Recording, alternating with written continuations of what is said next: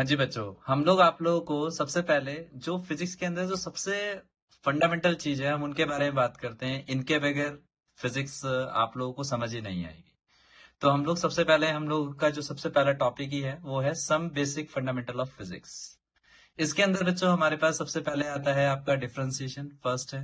उसके बाद बच्चों हमारा है इंटीग्रेशन। उसके बाद है बच्चों हमारे पास बाइनोमियल थ्योरम।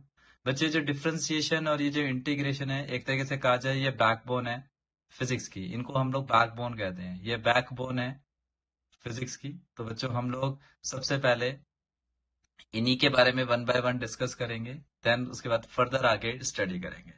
बच्चों वैसे तो ये जो डिफरेंशिएशन है इंटीग्रेशन बच्चों इसके अंदर बहुत कुछ है, बहुत कुछ। लेकिन हम लोग केवल आप लोगों को जो बेसिक बेसिक जो चाहिए, सबसे बेसिक जो पार्ट चाहिए हमें डिफरेंशिएशन या इंटीग्रेशन का, हम लोग उसी को डिस्कस करेंगे अपनी इस वीडियो के अंदर, अगली एक दो वीडियो के अंदर। लेकिन बच्चों जैसे जैसे और आगे जो चीज हमें यूज करनी होगी वो हम आपको फर्दर वीडियोस के अंदर पहले से ही आपको बता के चलेंगे। ठीक है, तो लेट्स स्टार्ट विद डिफरेंशिएशन। हम लोग डिफरेंशिएशन के साथ स्टार्ट करते हैं। तो देखिए बच्चों डिफरेंशिएशन के अंदर क्या है, सबसे पहले हम लोग यदि डिफरेंशिएशन की बात करें या डिफरेंशिएशन और इंटीग्रेशन ये हम करते कहाँ पर है, सबसे पहले हम इनके बारे में बात कर लेते हैं। ठीक है, डिफरेंशिएशन एंड इंटीग्रेशन कहाँ हम करेंगे, हम उनके बारे में बात करने जा रहे हैं। कहाँ हम यूज करते हैं डिफरेंशिएशन एंड इंटीग्रेशन का। ठीक है, तो इसके अंदर बच्चों सबसे पहले हम लोग बात करने जा रहे हैं आप लोगों के लिए डिफरेंशिएशन एंड इंटीग्रेशन कहाँ यूज, कैसे और क्यों यूज करते हैं, मतलब कहाँ पर इनका यूज होता है बेसिकली। तो इसको समझने के लिए सबसे पहले बच्चों आप लोगों को पता होना चाहिए। हाँ जी, देखिए बच्चों हम लोग सबसे पहले आप लोगों के साथ यहाँ पर सबसे पहले बात करने आ रही है डिफरेंशिएशन और इंटीग्रेशन कहाँ यूज होता है। तो इसके अंदर सबसे पहले बच्चों जैसे कि आप लोग 10th स्टैंडर्ड में पढ़ के आते हैं, जैसे आपके पास जस्ट एग्जाम्पल मैंने कोई इक्वेशन ले ली y इक्वल्स टू 5x+9। इसके अंदर आप क्या करते हैं, आप x की वैल्यू पुट करते हैं, एक्स की वैल्यू पुट करते हैं। ठीक है, तो बच्चों आप लोगों को जैसे आपको याद होगा आप लोगों ने एक टेबल बनाई थी 10th के अंदर। तो मैं आपको एक छोटे से इजिएस्ट वे में बता रहा हूँ कि फंक्शन क्या होता है। वैसे तो बच्चों फंक्शन अपने आप में बहुत वाइड चीज है, बस आप लोगों को छोटा सा चीज मुझे बतानी है। तो बच्चों मैंने क्या करा, यहाँ पर एक्स की वैल्यू पुट करी, जैसे एक्स की वैल्यू मैंने 1 पुट करी। तो बच्चों हमें वाई की वैल्यू जो मिलेगी मुझे वो मुझे मिलेगी 14। अब यदि मैं वही x की वैल्यू 2 पुट करूंगा तो y की वैल्यू मुझे मिलेगी 19। अब वही बच्चों यदि मैं x की वैल्यू आप लोगों की -1 पुट करता हूँ, जस्ट एग्जांपल, तो बच्चों -1 पुट करूंगा तो you will get the value of y is 4।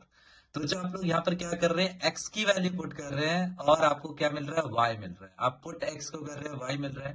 That's why it is called as function of x। तो बच्चों फंक्शन ऑफ x हम कैसे लिखेंगे, यानी y को क्या लिख देंगे, function of f of fx तो इक्वल टू बच्चों 5x+9। बच्चों और आप सब जानते भी हैं इसे हम लोग लीनियर इक्वेशन भी कहते हैं। क्या कहते हैं, लीनियर इक्वेशन। उसके बाद बच्चों जैसे हमारे पास हम आगे चलते हैं फर्दर, तो बच्चों आपने ये इक्वेशन भी पढ़ी है, एफ एक्स इजिकल टू जैसे 2x² प्लस 3x प्लस 5। तो बच्चों ये हमारे पास कौन सी इक्वेशन है, क्वाड्रेटिक इक्वेशन है, क्वाड्रेटिक इक्वेशन, क्वाड्रेटिक इक्वेशन।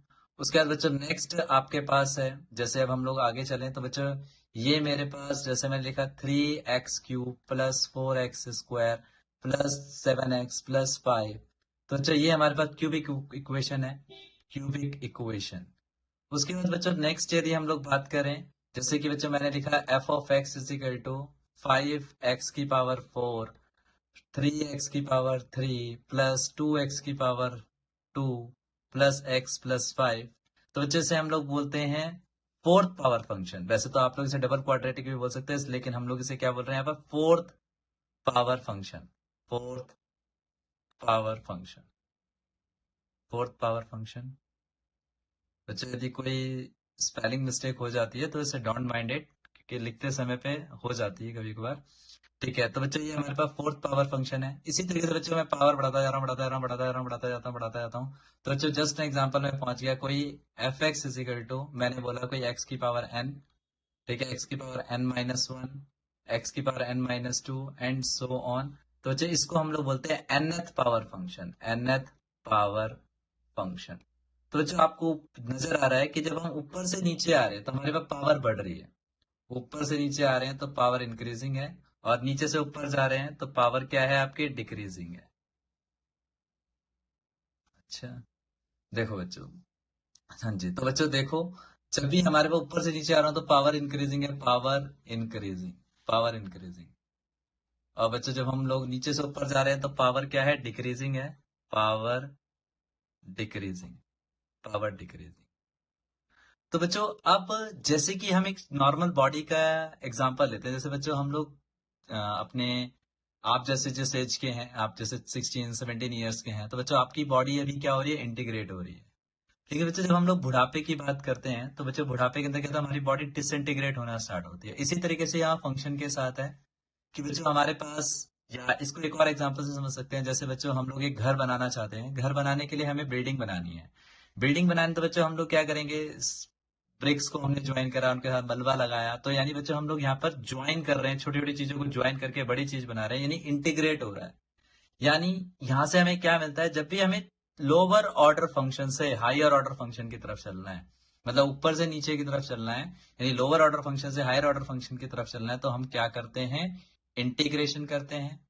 और यही चीज जब हमें हायर ऑर्डर फंक्शन से लोअर ऑर्डर की तरफ जाना है, जैसे बच्चों आपने बिल्डिंग को ब्रेक करके ईंटें मलबा निकालना है, यानी वो डिफरेंशिएट हो रहा है। यानी बच्चों जब भी हायर ऑर्डर फंक्शन से लोअर ऑर्डर फंक्शन की तरफ जाना है, तो बच्चों इसे क्या बोलते हैं, हम लोग यहाँ पर क्या करते हैं, डिफरेंशिएशन करते हैं, डिफरेंशिएशन। तो बच्चों आप लोगों को इसी तरीके से याद रखना है, मतलब जवानी से बुढ़ापे की तरफ जा रहे हो, तो बच्चों मतलब कि आप लोग अपने नॉर्मल एज से, अभी जो आपकी एज है उस एज से आगे की तरफ जा रहे हो, तो आपकी बॉडी इंटीग्रेट हो रही है, यानी हमें इंटीग्रेशन करना है। लेकिन बच्चे जो है वही बुढ़ापे की जब हम लोग बात करते हैं तो हमारी बॉडी डिसइंटीग्रेट होती है, यानी डिफरेंशिएशन करना होता है। आई थिंक सो सबको पता चल गया होगा कि हम लोग कहाँ डिफरेंशिएशन करते हैं, कहाँ इंटीग्रेशन करते हैं। तो बच्चों let's start with differentiation first. हाँ जी, देखिए, तो बच्चों डिफरेंशिएशन के अंदर क्या होता है, जब हम डिफरेंशिएशन की बात करते हैं, डिफरेंशिएशन, तो बच्चों जब हम डिफरेंशिएशन की बात करते हैं तो सबसे पहले मैंने ले लिया कोई हायर ऑर्डर फंक्शन ले लिया, f of x is equal to x की पावर एन।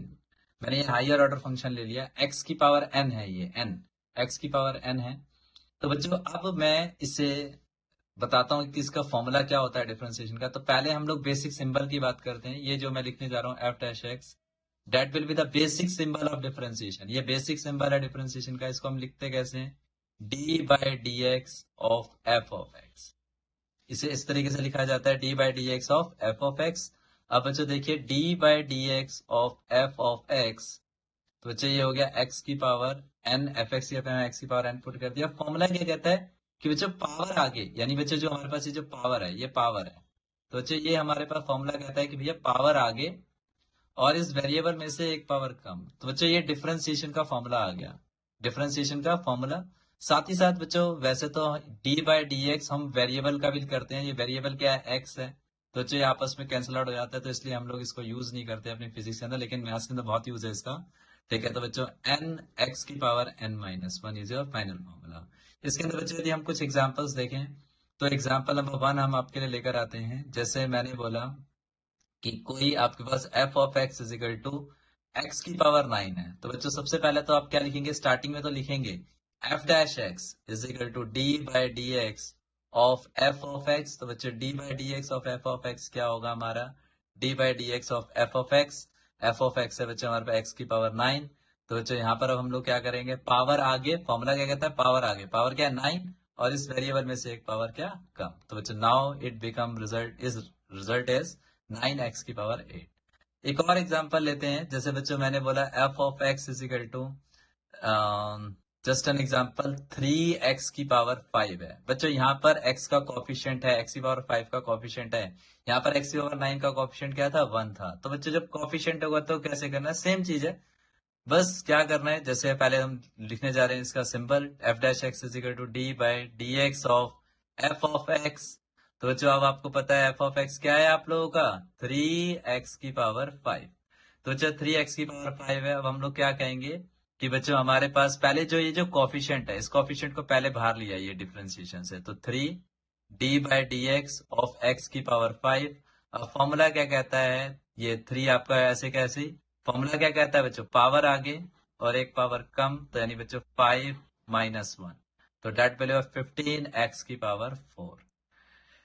ओके बच्चों, ओके बच्चों, अब एक छोटी सी चीज की बात करते हैं। जैसे मेरे पास है कोई f of x is equal to, मेरे पास है आप लोगों का, ठीक है। अब आप लोगों का जैसे मैंने बोला आपको टू है, ठीक है। तो बच्चों आप लोगों को पता है इस टू को वेरिएबल नहीं है यहाँ पर, तो इसलिए यदि मुझे वेरिएबल क्रिएट करना है तो बच्चों मैं क्या लिखता हूँ, टू एक्स की पावर जीरो, क्योंकि किसी की पावर जीरो क्या होता है, वन होता है, सब जने जानते हैं, ठीक है। तो बच्चों एफ ऑफ एक्स ये हमारे पास आ गया। अब मुझे एफ डैश एक्स निकालना है, तो f dash x is equal to d by D x of F of x. तो बच्चों D by D x of F of x, तो बच्चों एफ ऑफ एक्स क्या है हमारा, टू एक्स की पावर जीरो। तो बच्चों टू हमारे पास आगे आ गया।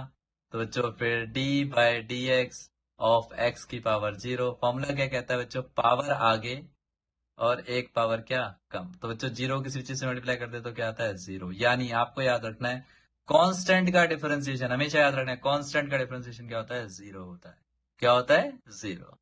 ओके। अब बच्चों जो हमारा बेसिकली जो आते हैं क्वेश्चन, हम उसके बारे में बात करते हैं। जैसे कि हम लोग चैप्टर 2 के आगे जितने भी ऑनवर्ड्स चैप्टर है उनके अंदर हम लोग इसी चीज का यूज करेंगे, डिफरेंशिएशन का। तो देखते हैं सबसे पहले कि बच्चों मैं आप लोगों को जिस टाइप का यूज है हम उसके बारे में बात करते हैं। तो देखिए इसके अंदर बच्चों हमारे पास अगला क्वेश्चन है। जैसे आपका क्वेश्चन है F of x is equal to, F of x is equal to मेरे पास है आप लोगों का टू एक्स की power seven plus four X की power eight plus three X cube plus one. इसका मुझे डिफरेंशिएशन करना है, तो कैसे करूंगा। F dash x is equal to, बच्चों पहले वही definition, D by D x of F of x. तो बच्चों D by D x of F of X हमारा कितना है, टू एक्स की power seven plus four X की power eight plus three X cube plus one. हाँ जी। तो देखो अब इसे क्या करेंगे, पहले जैसे हम नॉर्मल मल्टीप्लाई करते हैं, पहले हम उसी को लिखने जा रहे हैं, D by D x of two x की power seven plus D by D x of four X की power eight plus D by D x of three X की power three plus D by D x of one. ठीक है। अब देखो बच्चों वही same चीज, कॉफिशिएंट आगे आ गया, कॉफिशिएंट आगे। उसके बाद बच्चों हम लोग क्या करेंगे, बच्चों जो कॉफिशिएंट तो पहले हम आगे ले आए, उसके बाद जो पावर है उसको भी आगे लेकर आएंगे और इस वेरिएबल में से एक पावर क्या कम कर देंगे, कम। प्लस बच्चों कॉफिशिएंट आगे, फिर बच्चों यहाँ पर पावर कितनी है, एट है पावर, तो बच्चों पावर आगे आ जाएगी और एक पावर क्या हो जाएगी, कम, एट माइनस वन। प्लस बच्चों फिर यही कॉफिशिएंट जो थ्री है इसे हम आगे लेकर आएंगे, फिर बच्चों हमारे पास पावर भी क्या है, थ्री है, तो बच्चों थ्री आगे और एक पावर हमारे पास क्या हो गई, कम। और बच्चों अभी हमने आपको पढ़ाया था कांस्टेंट का डिफरेंशिएशन क्या होता है, जीरो। तो बच्चों you can directly write as zero. तो 14 एक्स की power eight, sorry six, plus eight four the 32 X की power seven plus nine X square, that will be the final differentiation. And बच्चों these are some आपके कुछ problem for practice है, ठीक है। आप इसे मुझे करके कमेंट बॉक्स के अंदर इसके आंसर लिख के भेजेंगे, प्रॉब्लम फॉर प्रैक्टिस। बच्चों ये जो है ना, जो मैंने आपको डिफरेंशिएशन पढ़ाया, ये आपका इतना बेसिक है, ठीक है। इतना आपको सब कम से कम आना चाहिए, उसके बाद तो हम आगे देखेंगे ही। देखिए ये कुछ आपके लिए प्रॉब्लम फॉर प्रैक्टिस क्वेश्चन है, A B C D and E. ये कुछ आपके लिए प्रॉब्लम फॉर प्रैक्टिस है, ये आपको करके आनी है, मतलब ये आपको करके मुझे कमेंट बॉक्स में भेजना है। उसके बाद बच्चों हम लोग नेक्स्ट अगली वीडियो के अंदर इंटीग्रेशन के बारे में स्टडी करेंगे। तो यहीं पर हम इसे रोक रहे हैं, अब हम लोग नेक्स्ट वीडियो के अंदर आपको इंटीग्रेशन के बारे में बात करेंगे।